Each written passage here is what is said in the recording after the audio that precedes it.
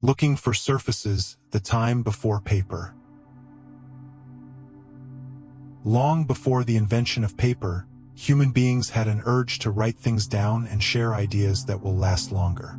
People's need to document their thoughts and ideas made them look for strong and sturdy places to record them. Think for a moment about the first tries at making pottery. Human beings painted on cave walls for the first time, recording hunts and ceremonies with bands of 3 or 4 simple colors. Such records were big and heavy, meant to stay in one place rather than be sent through the post.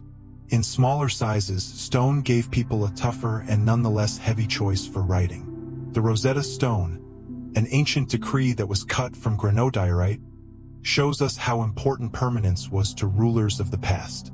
It was a difficult task to hand-carve details such as laws, quotes, and official statements, stroke after stroke, on the gray rock faces.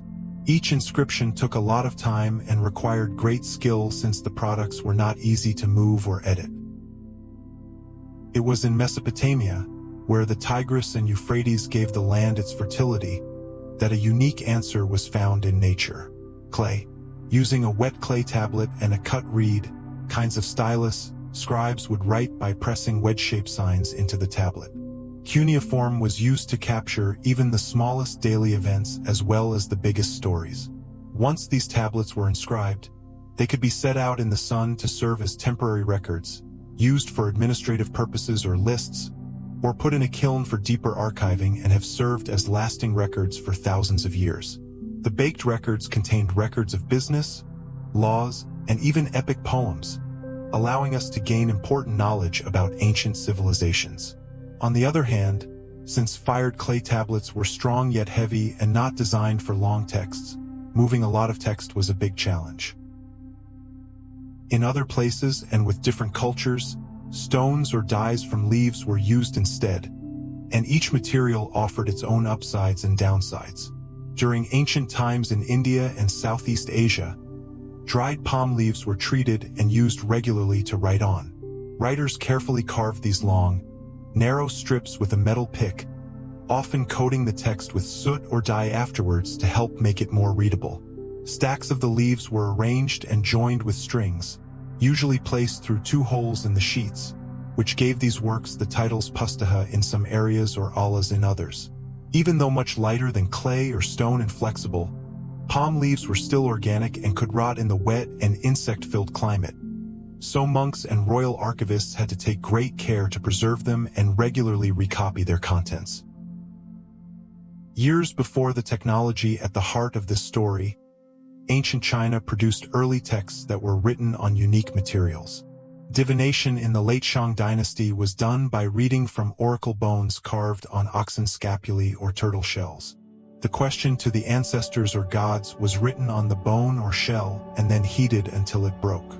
The markings on the ground from these cracks were understood by diviners to either explain past situations or predict what was to come. During Bronze Age, large objects made from bronze were adorned with texts, remembering notable occurrences, or serving as a dedication for an ancestor. Then, as people began working with longer texts, strips of bamboo were used as the main writing medium, while wood was less often used. The thin slips of wood were filed and polished, and then information was written in text running up the strips using brushes and ink. After each set of strips was finished, they were carefully strung together with silk or hemp to form scrolls. Try to visualize the act of leafing through one side of the book by unwrapping set of slats and rolling up others. While the cost was less compared to plain silk, bamboo made things harder to use and required more space. Having several scrolls or a heavy library with him would have necessitated that a scholar or traveler find helpers or have strong arms to carry them. In Egypt, one of the oldest civilizations in the Mediterranean, people had been using a revolutionary material for ages to develop their intellectual skills and manage the state: papyrus. The remarkable writing surface originated from the Cyperus papyrus plant, which was found in the marshes of the Nile Delta. The way it was created showed how creative ancient Egyptians were. Next, the hardy stalks were taken and the plant's peel was peeled off, after which its inner portion was cut into thin and almost clear pieces. After that, the strips were arranged side by side so that their edges slightly touched each other. After the first set of strips, a new top layer was added, usually at a right angle to the layer placed below, to make the grain cross one another. After cutting them into fibrous strips, I pressed them under a lot of weight, usually by hammering, then let them dry in the sun. The natural sap in the plant, pushed out by the pressure, glued all the layers into a single, coherent, and reasonably smooth sheet. Several sheets of papyrus were joined together along their edges with a starch glue, allowing for very long extended papyrus pieces called scrolls. Papyrus was much lighter than clay tablets and bamboo bundles, and much more bendable than stone. It became the main material for writing in the ancient Mediterranean and Near East for a long time, helping to run government, write a lot of books, and support the religious life of people in Egypt, Greece, and later Rome. Great places to store knowledge, like the famous Library of Alexandria, were full of papyrus scrolls holding books on things like philosophy, plays, poetry, history, and science. However, papyrus did come with some downsides. Its growth and making mostly happened in Egypt, which meant that the Egyptians took almost all the work because they made the manna by themselves and controlled the trade of it.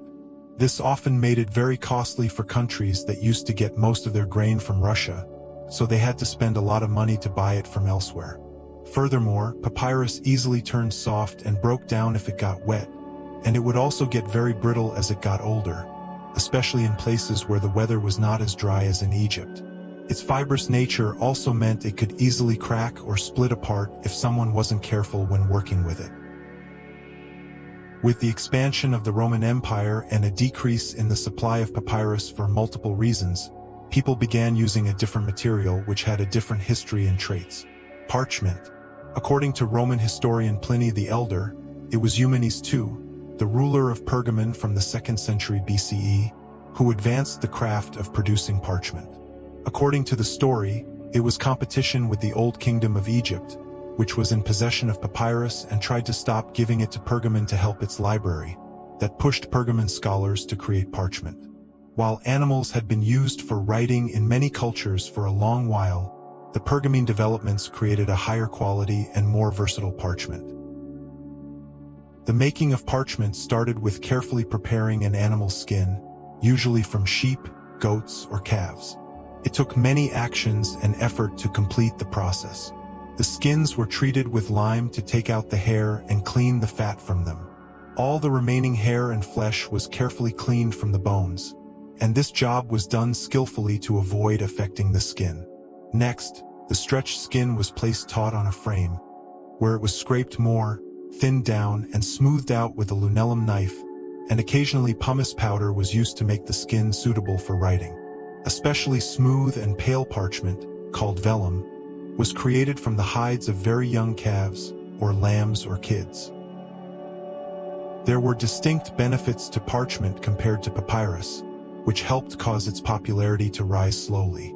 Pergament stood up much better to wear and tear than papyrus. Now, parchment could be made wherever domesticated animals were raised, which meant cultures no longer depended on Egyptian papyrus for their economic or geographic needs. In comparison to papyrus, the surface of parchment did not easily absorb or take in ink. Thanks to this trait, ink could be gently removed from the parchment so it could be reused for more writings. As a result, this practice resulted in palimpsests. Using these materials over again mattered most when the cheaper materials that could be used for writing were scarce or not readily available in later centuries. One more advantage was that it could be folded into leaves and sewn together along the edge to create a codex, which was the direct forerunner to how books are made today. Being able to simply turn the pages of a codex made it much easier to locate and look up information than with a scroll. Parchment was better suited for early codices because it held up when the pages were bent. How information was stored and used changed greatly when the scroll was gradually replaced by the codex, mainly because of the strong qualities of parchment. Even so, it is essential to understand that parchment was an extremely costly material to make. The creation of a big manuscript like a Bible or a praying book might need skin from more than 50 or 100 animals, so the work costs a lot of time and effort. Its production was very time-consuming and took a lot of work, so it was usually very expensive and not everyone could read or write so much. This means that only monks, kings, and the wealthy could really use and make full use of all the details in books. Thus, this was the time people used different ways to communicate and keep track of things before paper became the main tool. A range of clever but sometimes not so great solutions, each made to fit what people in that area have and what they need. Stone and clay lasted a long time, but they were really heavy and hard to move around. Bamboo scrolls got better, but were still pretty heavy to carry around. Papyrus made paper light and easy to write on, but people could only get it from specific places and it often got damaged in a lot of different places. Parchment was stronger and smoother than the papyrus people had been using, and it worked well for making durable books, but because it took lots of materials and labor, it was too expensive for most people. Each of these materials was important because it helped civilizations build their governments, write stories about how their people started, create their laws, and keep a record of their history.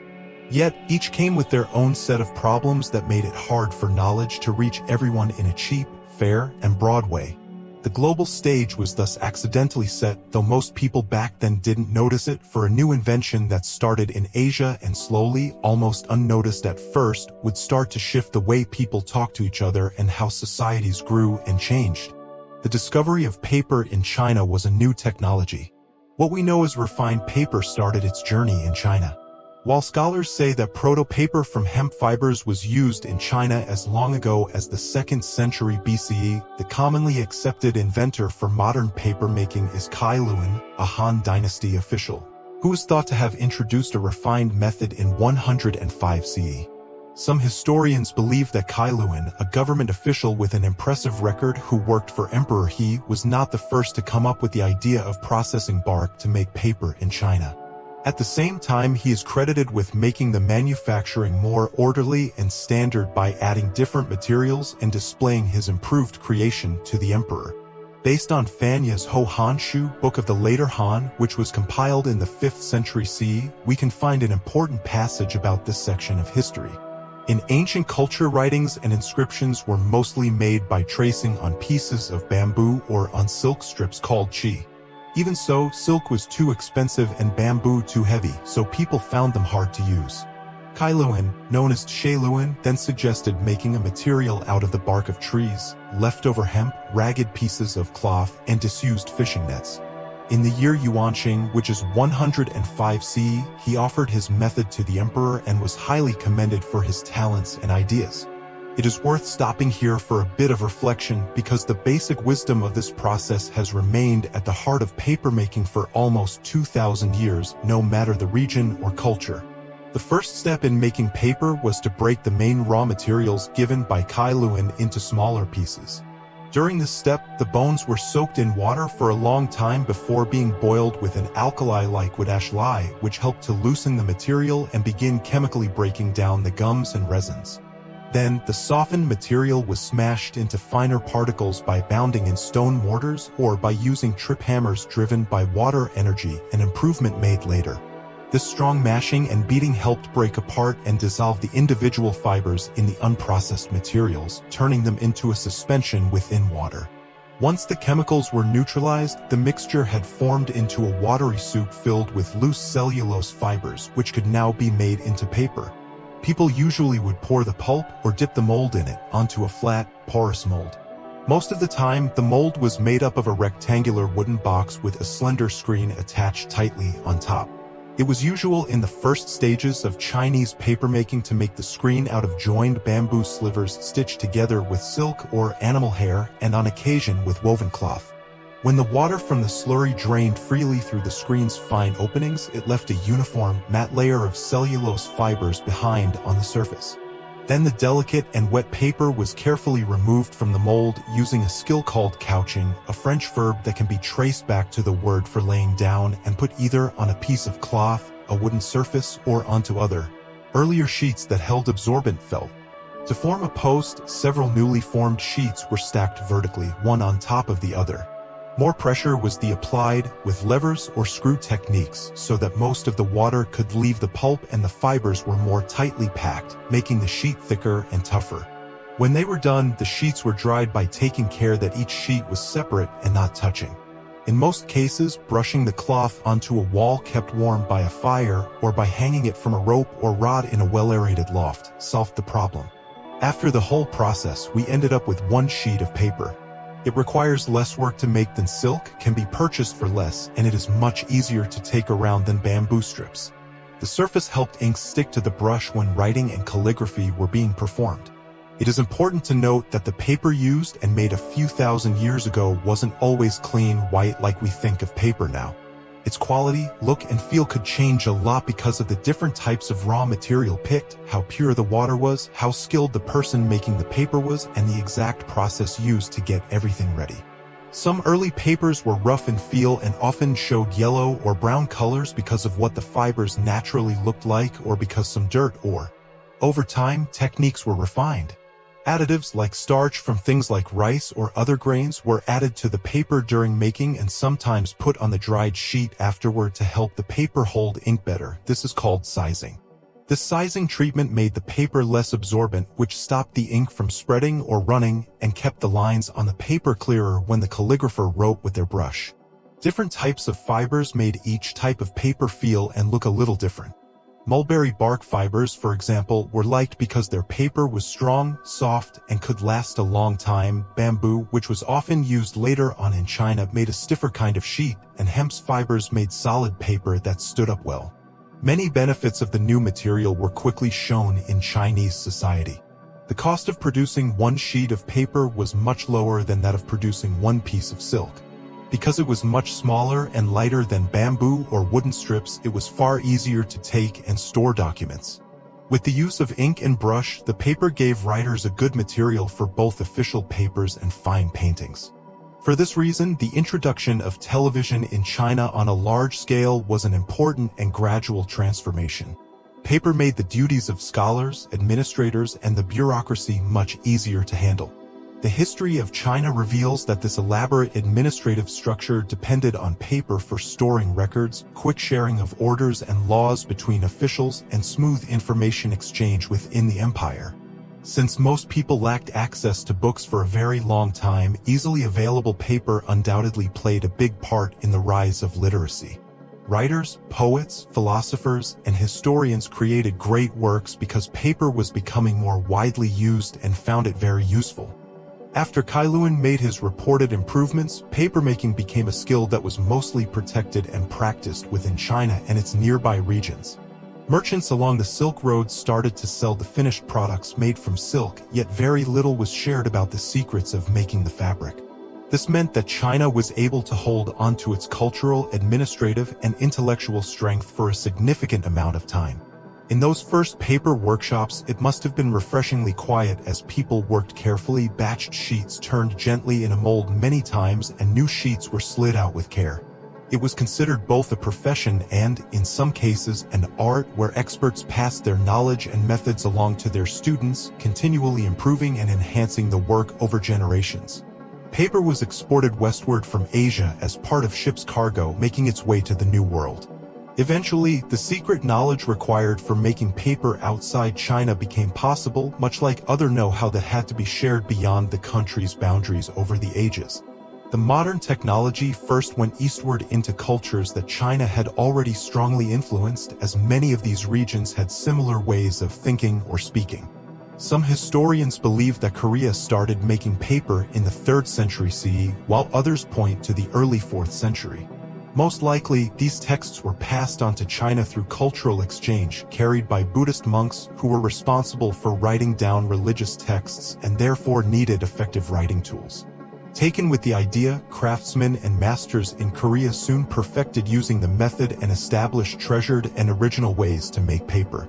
Hanji, which is a famous type of paper, was made from the inner bark of the paper mulberry tree, dak, which was known for its quality long, strong, and bendable strings. It became famous for having extraordinary strength, a long lifespan, with some examples living for more than 1,000 years, a nice, smooth appearance, and many uses. Besides being used for writing and painting, paper was also applied to many other crafts like window coverings, floor covers, jiho, screens, fans, kites, and twisted paper cords, showing how important paper was in Korean life. After Korea or a direct route from China, the technology for making paper reached Japan. Most estimates put the origin around the early 7th century CE and credit this to a Korean monk, Damjing, known as Dancho in Japan, who is said to have divulged the craft of paper and ink making to the court of Empress Suko in the year 610 CE. Japanese people, quickly known for their enthusiasm and artistic taste, took to papermaking, which led to the creation of various types of washi. As in Korea, the Japanese often used mulberry as their main source of paper, but they also decided to innovate by perfecting the use of fibers from Gampi and Mitsumata plants, which allowed them to produce papers with special qualities. The many different fibers and careful methods used gave rise to papers that many people valued for their appearance, texture, strength, and what they could be used for in art. Japanese people incorporated washi into many of their traditional cultural arts, for example in writing, shodo, designing woodblock prints, mainly seen in ukiyo-e, the sliding doors, shoji, and room dividers, fusuma, that subtly diffuse sunlight, the making of beautiful lanterns, andan and chachin, umbrellas, and countless other everyday and ceremonial objects. Because of their strong sense of beauty, Japanese people found it natural to express themselves in the many types, thicknesses, and textures used in their handmade papers. Diffusing papermaking technology west from China was a much more complicated, slow, and different process than bringing it from there to the east.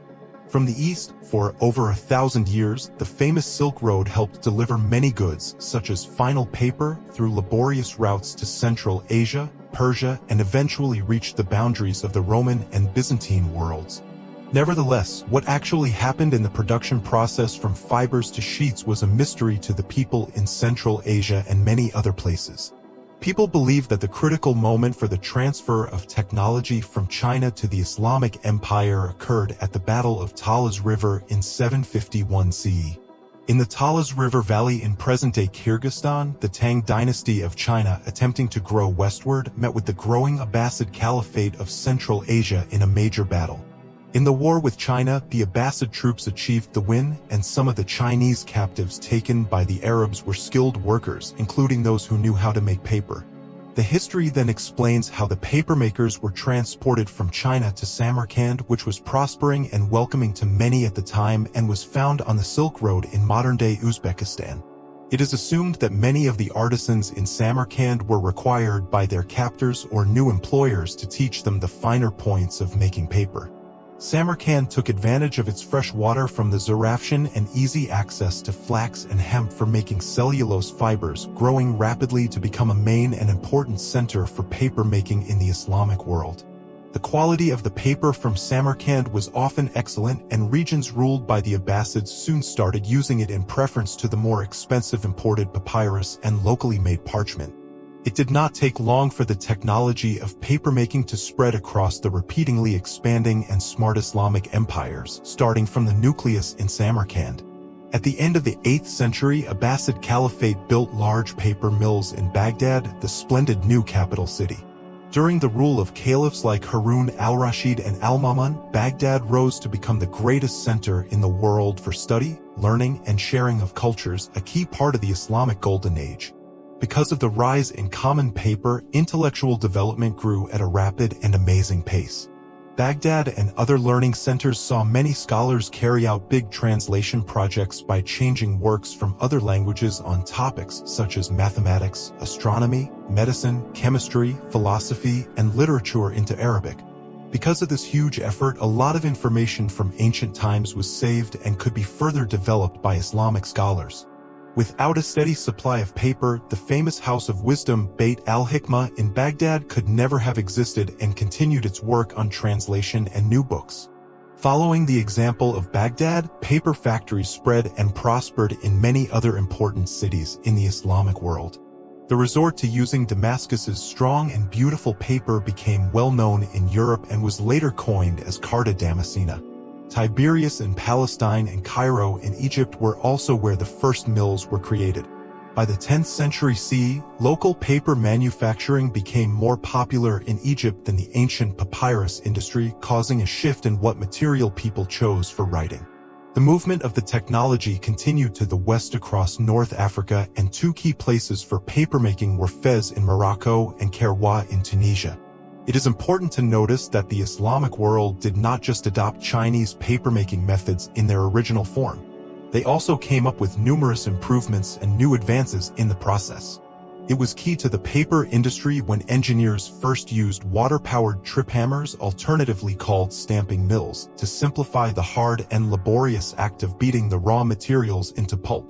It marked a major improvement in how quickly work could be done compared to the old way of pounding by hand. Improved sizing also came to Islamic art. Wheat and rice starch was applied to the paper to help it resist the absorbency of the kalam pen, commonly used for writing Arabic with.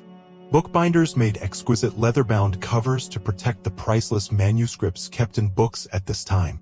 It was only by way of Islamic Spain, which was called Al-Andalus and served as a leading Islamic center in Europe for many years, that the art of paper-making moved into Christian Europe.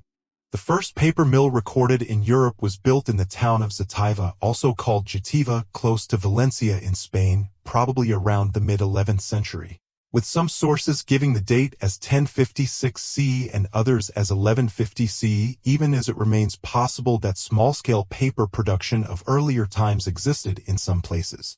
Between the 14th century and the 16th century, Zataiva was important and well known for making paper mostly from local flax and hemp. While southern Spain was ruled by the Moors, it became a major link, allowing much of the discoveries and inventions from the East, which included papermaking, to pass on to Christian Europe. Paper was initially received and adopted with caution and in a slow manner throughout most of Christian Europe. Because of its history, people's belief in its durability, and its strong connection to both religious and legal materials as well as beautiful manuscripts, parchment was highly regarded and respected. Since early European paper varied in quality and was often made differently, it was sometimes thought to be less durable and less attractive than the vellum found in superb Islamic and Chinese manuscripts. It is possible that, at the same time, there was a slight suspicion or hesitance toward a text that came from the Islamic world, which Europeans often saw as a rival and sometimes as an adversary during the Crusades and the Reconquista. Official chanceries and legal groups were sometimes reluctant to accept documents on paper, choosing to use parchment instead for documents they intended to keep or use for authority for many years. In time, the fact that paper costs less to make and can be found more easily eventually persuaded people to use it despite its earlier unfamiliarity. Because towns and cities in medieval Europe grew larger, drew in more merchants, increased their academic institutions, and needed more administrative organization, a medium that was easy to use and affordable became critical. Around 1268, the town of Fabriano became the site of the first paper mill in Italy, which would gain importance in the papermaking industry across Europe. Fabriano soon became a major and innovative place for papermaking, and it influenced Europe as a whole. Makers in Fabriano were pioneers in introducing new methods and inventions to the European way of making paper. They involved including a thin wire design inside the paper mold which would show up faintly on the sheet once finished to identify the person or place where the paper was made. Animal gelatin made from boiling the hide and bones of animals was first introduced by them as a way to improve paper smoothness.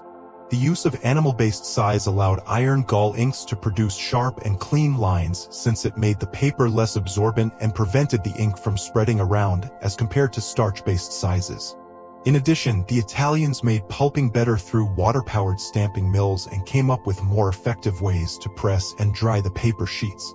Building on experience from Italy, papermaking was slowly introduced in Germany after it followed the migration of many skilled papermakers and trade routes north. France's first significant paper mills were set up in the early to mid-14th century, with Troyes in Champagne leading the way in 1348. Germany also began producing paper, with Ullmannstromer Stramier of Nuremberg being the first. His documentation of the process led to many insights into early European papermaking. Both the Netherlands and England adopted the use of domestic paper production a bit later and depended on importing paper for a longer time. Paper mills in England didn't start producing commercially viable materials until John Tate opened one near Hertford around 1490, despite the fact that paper was imported to England and used there for years before then, at least from the start of the 14th century. All in all, paper went from being developed and improved in Han Dynasty China to spreading as a manufacturing industry across Europe over a period of more than 1,000 years. It took a long time for technology to spread.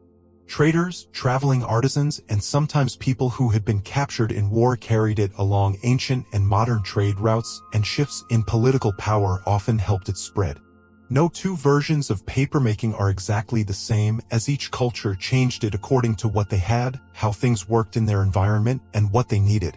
While this simple substance helped improve daily life, its potential influence on society, learning, and economics was just beginning to become clear, and it wasn't until a later invention that its true worth was truly felt by those first exposed to it. Paper and the print revolution brought a lot of changes, making it much easier for people to share information quickly and to communicate over much larger distances. For many long centuries, even though people were starting to make paper, which was cheaper than parchment, making real books, important studies, and official papers was still very hard, slow, and mostly done by hand, which kept the number of copies very limited. Each individual copy of any given text, be it a famous religious book, a smart philosophy paper, or a traced legal document, had to be written down by hand. This careful work was done by people called scribes, often monks working in quiet rooms in monasteries, or, later on, by paid writers living in towns to keep up with the needs of universities and government offices. This act of copying took a lot of time and effort and needed people to focus, have good eyesight, and pretty steady hands, sometimes spending weeks, months, or even years to make a big book. Besides, mistakes could easily be made while copying and handing written texts over through the years. During the process of reproducing a copy, small omissions of text by accident, extra glosses in the margins added by other scribes, or errors due to challenging or blurred language could regularly be found. Many tampered copies made over the years could cause major changes and issues in the text, making it difficult for scholars to trace the history of the work.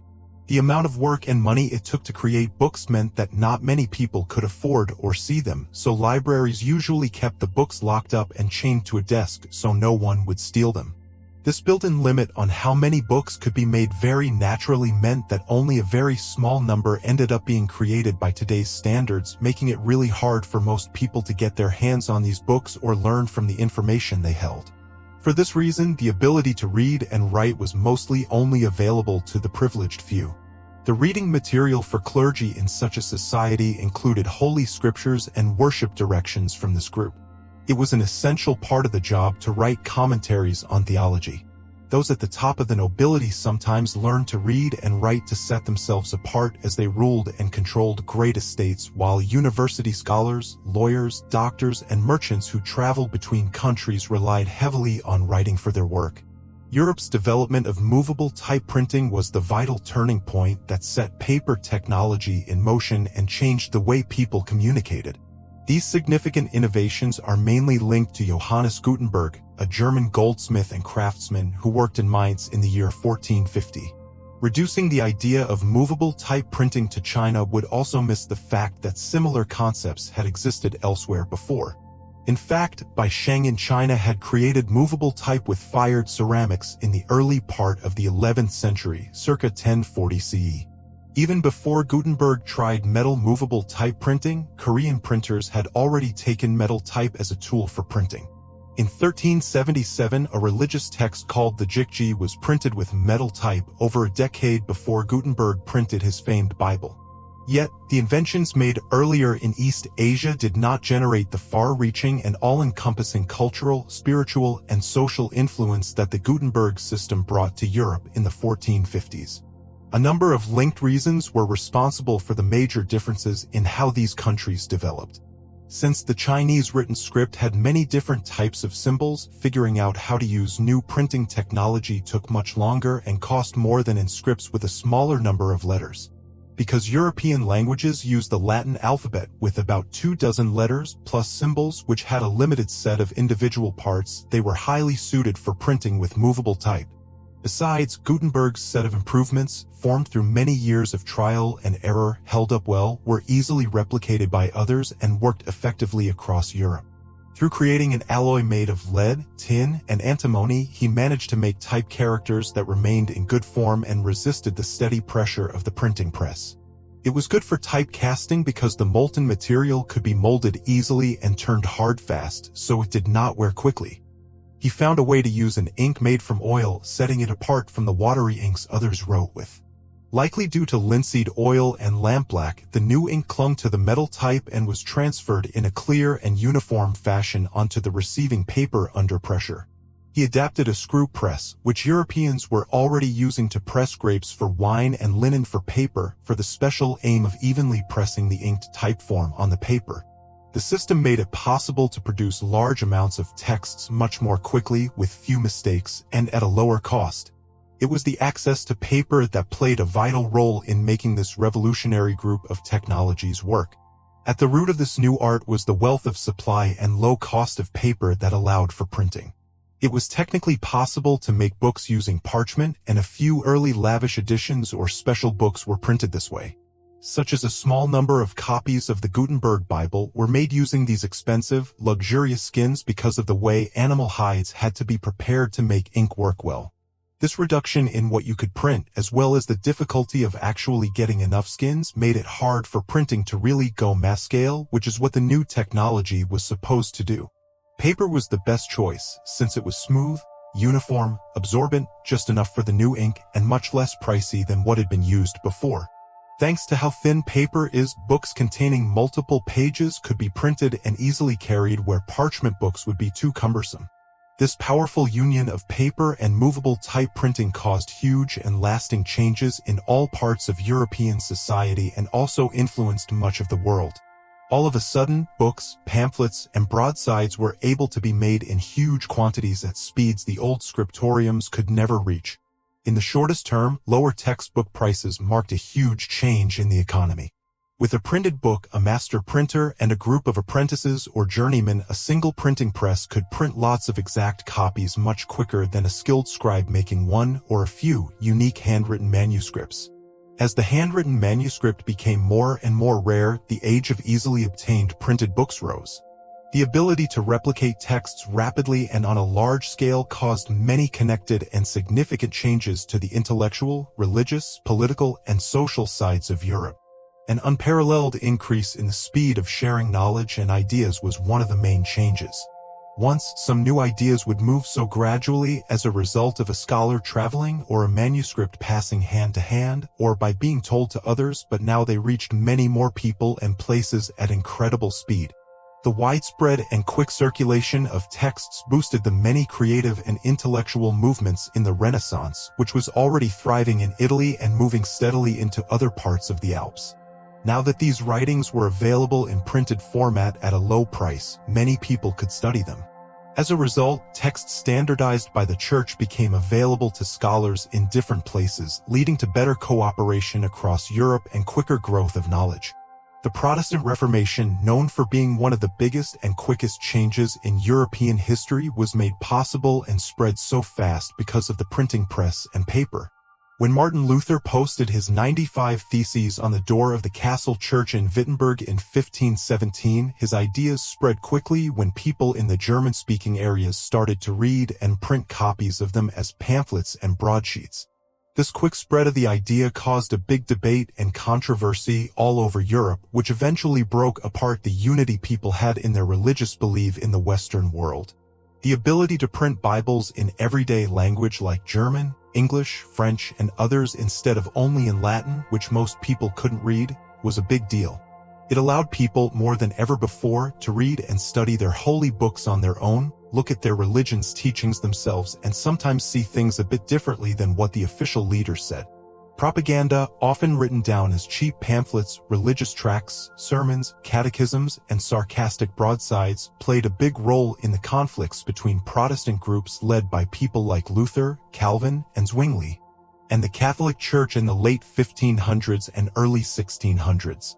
The printing press helped spread the message and ideas of a religious group very quickly, which made it much easier for people to come together to engage in religious debates.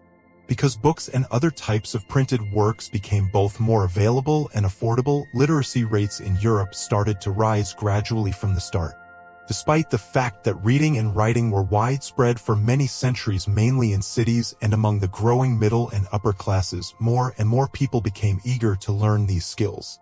Thanks to books, pamphlets, almanacs, and news sheets being available, people were able to enjoy new information, learn useful things, and engage in different religious practices and forms of entertainment, all of which were not possible in earlier times when most writings were just manuscripts. With more people learning to read, a bigger and more varied market for printed things emerged. This led the printing industry to experience more growth. Primers, ABC books, and catechisms were widely used to help teach the basics. With printing, texts could be repeated many times, slowly bringing about uniformity in how European languages were used and written. The decisions made by printers and their editors about how to spell, format grammar, and structure the writings were repeated so often in thousands of editions that these choices gradually became standard in usage. Influential printers choosing certain versions of a language in popular books, including the German Bible of Luther and the English Book of Common Prayer, helped those popular versions to spread and form the basis of national languages. As a result, the many kingdoms and territories in Europe become more united by language, leading to a unified culture and national identity, although other types of speech sometimes disappeared. Paper and print made a major difference in promoting the scientific revolution beginning in the 16th century.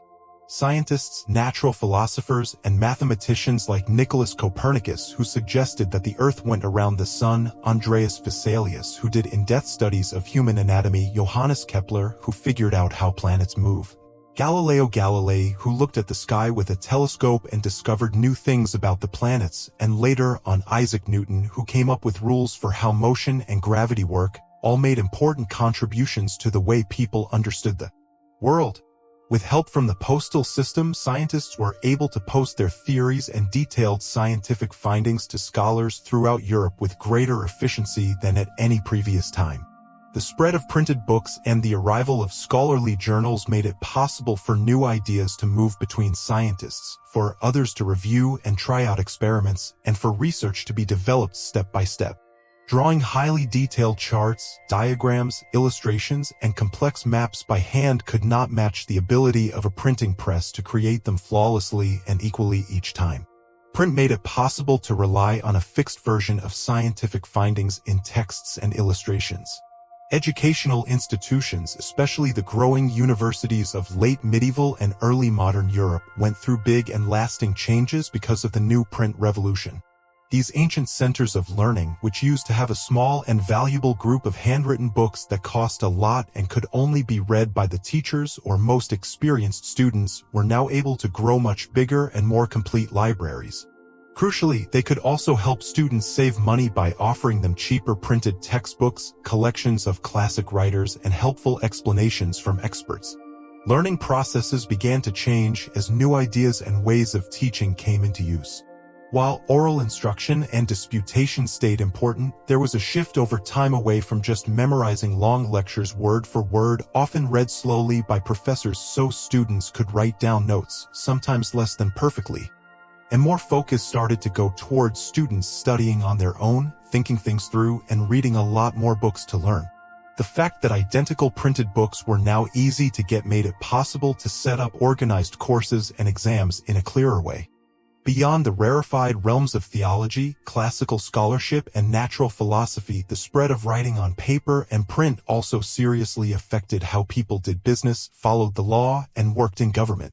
The easy access to things like printed forms, simple standardized legal papers like contracts, wills, and deeds, business ledgers, price lists, payments like bills of exchange, and later on, printed money, made it much easier for people to keep up with growing trade, finances, and running bigger and stronger governments. Bureaucracies, both royal and municipal, became more organized and clearer about how they did things because they started to use printed forms and had copies of the laws and rules that made it easy to do their jobs the same way all the time. News sheets and early newspapers started to help merchants by giving them important information about where products were sold, how goods were shipped, and what was happening in government that might change how they were doing business. The early print shop was a new and lively place where people worked on machinery while also thinking and discussing ideas together. Here, printers who were well-trained themselves teamed up with compositors who arranged the letters carefully, pressmen who ran the big presses, and apprentices who picked up everything they needed to know about the printing trade. These shops often turned into meeting spots for scholars, writers, artists, and people interested in reading and buying books, which helped lots of different ideas come up and spread around.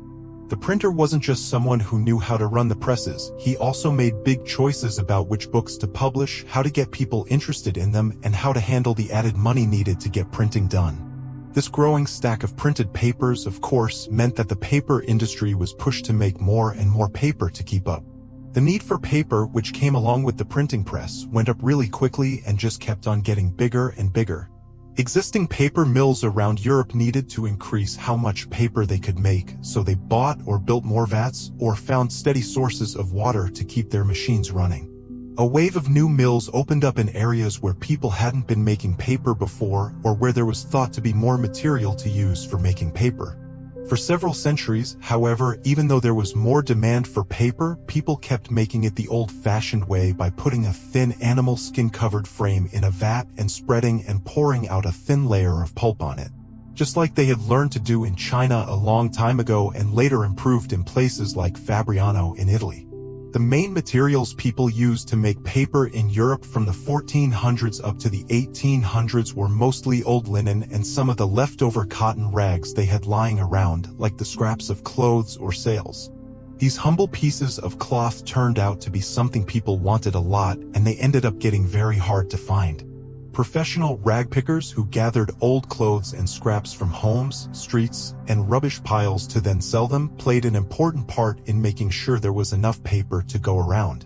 Indeed, sometimes there just weren't enough rags, so governments in different European countries made rules about how they were gathered and sold or even stopped them from being taken out of the country, all to make sure there was enough for their own paper mills.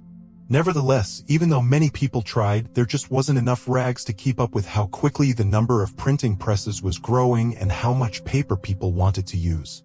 Because there was not enough raw material to meet the need for paper, historians refer to this period as the rag famine of the 17th and 18th centuries.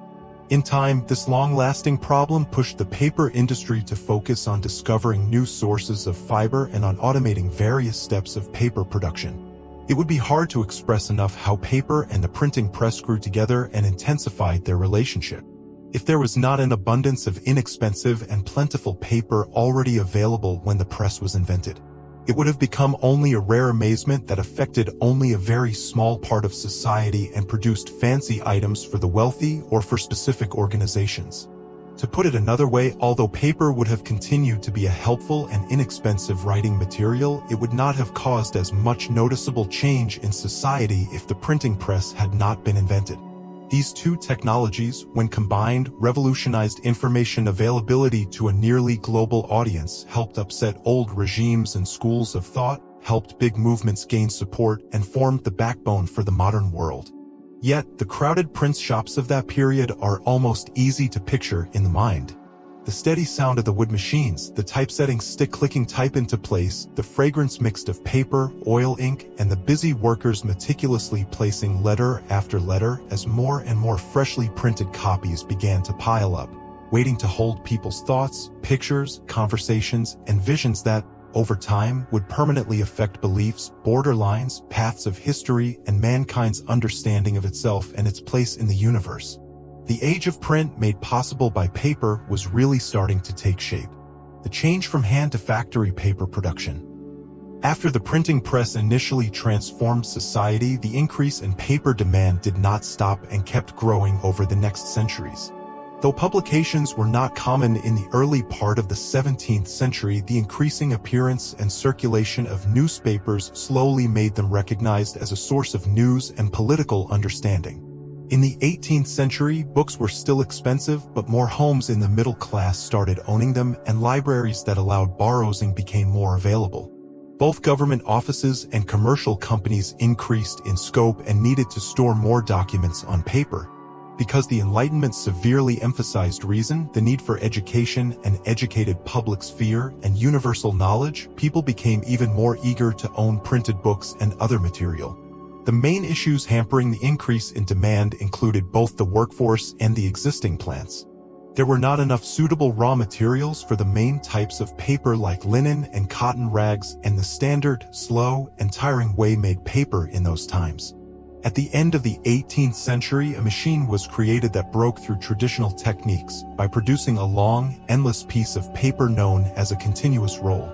Back in 1799, a Frenchman named Nicolas Louis Robert, working as a clerk and inspector at Leger Didot's paper mill in Essonnes, patented the first plan that came closest to how we understand the modern paper production process.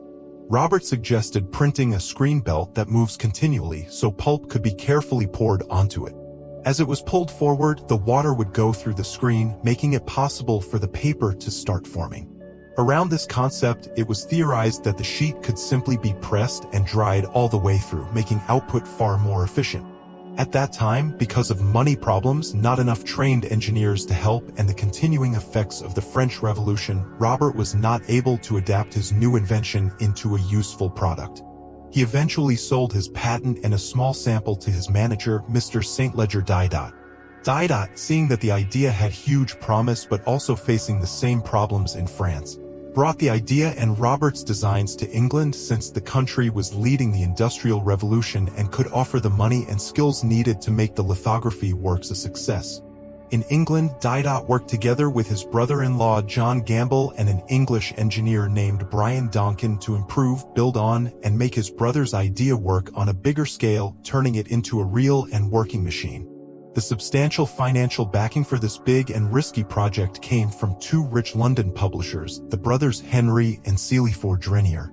After many years of hard work, lots of problems, and a lot of money spent, the machine that was finally built and used for the first time around 1803 at Frogmore Mill in Hertfordshire later became a big success by 1807. And most people started to call it the Fordrinier because its main investors were the Fordrinier family. The final version of the Fordrinier machine, with all its gears, rollers, and belts, was a major engineering achievement in its time. First, a pulp made from finely ground wood was carefully placed in a head box and evenly fed to the moving wire belt on its front side. While the belt or runway moved ahead with the help of small rollers, gravity and suction would push most of the water out of the pulp, and the fibers would begin to interlock and stick together, forming a wet strip of paper. At this stage in rotary printing, the wet paper is transferred to the press section and moved on felt rollers that squeeze out a lot of the water and firm it up. The damp paper passed through a number of steam-heated cylinders in the press section to get completely dry. Upon completion of the whole process, the dried paper was collected into big rolls, sometimes reaching lengths of many hundreds or even thousands of meters. This change broke away from the traditional method of making paper at one time in large vats, which had never been improved in modern years. The Fordrinier machine could make much more paper in less time, in one continuous roll and any wanted length and width, and at a much reduced cost. While the Fordrinier machine solved the problem of making paper faster and in bigger amounts, the lack of enough raw materials kept holding back the growth of the industry. Rags, mostly made of linen and to a smaller extent cotton, were still used most often to get the good fibers needed to make paper. Despite the fact that many companies and even laws tried to organize collections, there just wasn't enough printed paper to keep up with all the extra demand coming from new, faster machines and people's growing interest in books, newspapers, and advertisements. Frantic efforts were made during the first half of the 1800s to look for other fibers that could work as a replacement for cotton.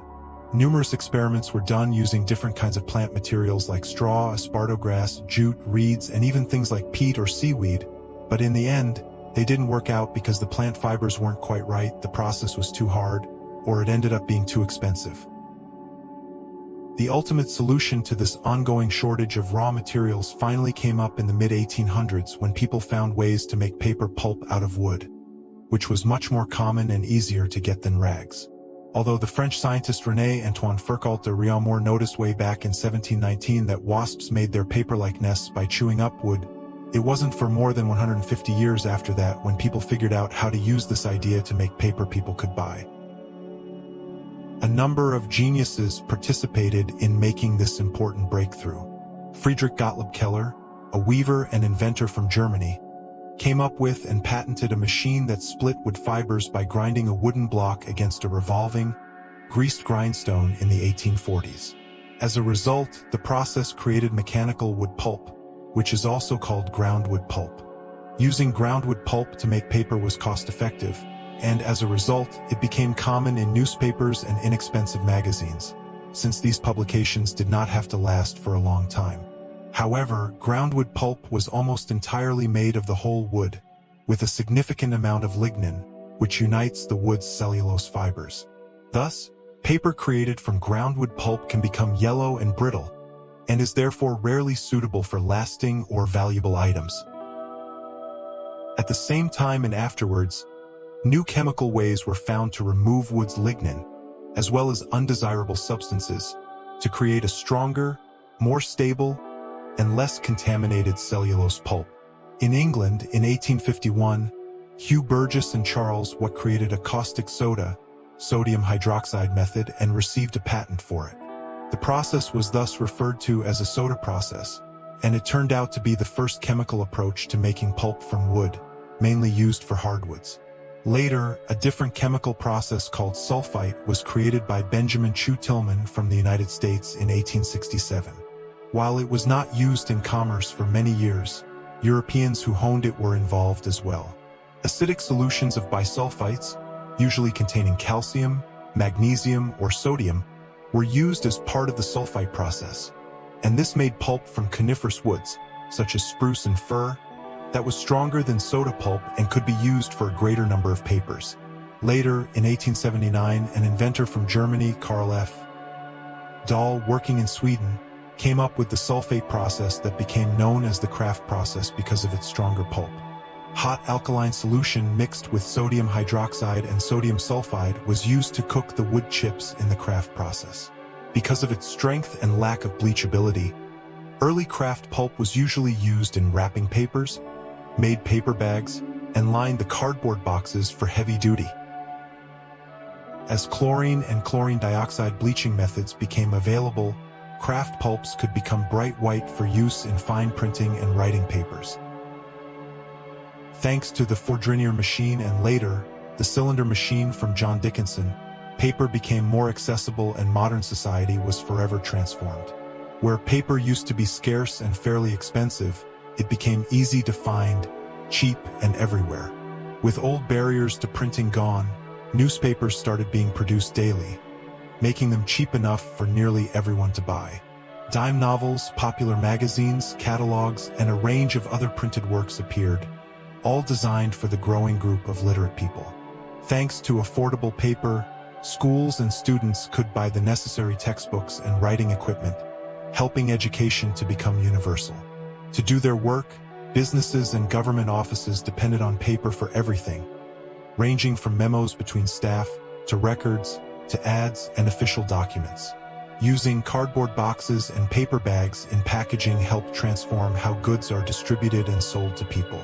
Paper tissues and toilet paper became available thanks to new approaches to paper manufacturing, and they changed people's habits for cleaning themselves. In the late 1800s and early 1900s, more paper was needed than ever, as it began to be a vital part of everyday life, almost totally unnoticed by most people. From these times came the gentle sound of print paper and ledger paper being made, played against a backdrop of exciting economic and social changes. Paper then and now. The impact of inventions from the 19th century caused paper consumption and production to rise rapidly through most of the 20th century. Thanks to its strength and flexibility, the Kraft process was widely used. New developments in pulping, bleaching, and paper-making technology increased the number of types of paper for different uses. Whether it was for lightweight mail, cigarettes, or extremely robust packaging, paper showed impressive versatility. Widespread economic growth, high literacy levels, more advertising, and the need for advanced paperwork led the demand for paper products to increase rapidly. In those days, offices were full of paper, memos, reports, multiple copies of forms, and printouts made from computers. The large amount of paper we were using and disposing each year prompted concern for the environment, causing people to focus more on eco-friendly forestry, recycle paper, and update paper making to be more environmentally friendly.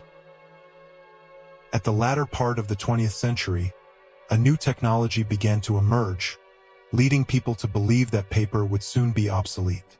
The digital revolution.